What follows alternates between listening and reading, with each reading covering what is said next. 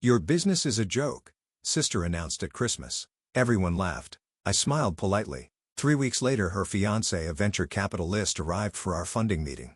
He saw me at the head of the table. The color drained from his face. My sister Rachel has always been the golden child.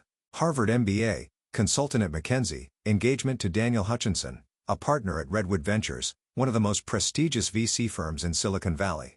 She wore her success like armor and she wielded it like a weapon, especially against me. "So Maya," Rachel said, swirling her wine at our parents' Christmas Eve dinner. "Still doing your little Etsy thing?" I was 30 years old. I had a master's in computer science from Stanford, and I'd spent the last 6 years building HealthTrack, an AI-powered healthcare analytics platform that hospitals use to predict patient outcomes and optimize resource allocation. But Rachel had decided 5 years ago that I was wasting my life and nothing I said would change her mind. "It's not an Etsy thing. It's a software company." Right.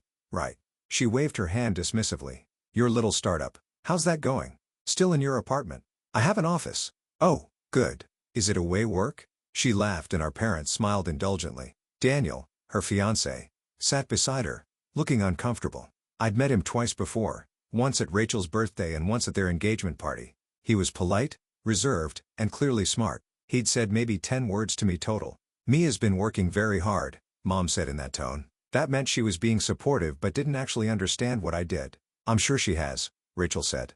"But at some point, you have to be realistic. Most startups fail. Maya has been doing this for 6 years. If it was going to work, it would have worked by now." "Some companies take time to scale," I said quietly. "Or they're just not viable." Rachel leaned forward. "Look, I'm not trying to be mean. I'm being honest. Your business is a joke. You've been playing entrepreneur for half a decade while the rest of us built real careers. It's time to grow up." The table went silent. Dad cleared his throat. "Rachel, that's a bit harsh, is it? Maya is 30 years old with no stable income, no benefits, no retirement plan. She's one bad month away from moving back home." "That's not harsh. That's reality." "I have stable income," I said. "Do you?" Rachel raised an eyebrow.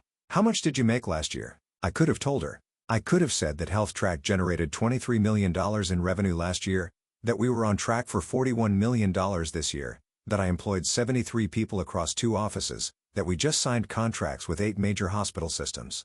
But I'd learned years ago that Rachel didn't want to hear success stories from me. She wanted confirmation that she was superior. So, I said nothing. "That's what I thought." Rachel sat back triumphant. "Look, I love you.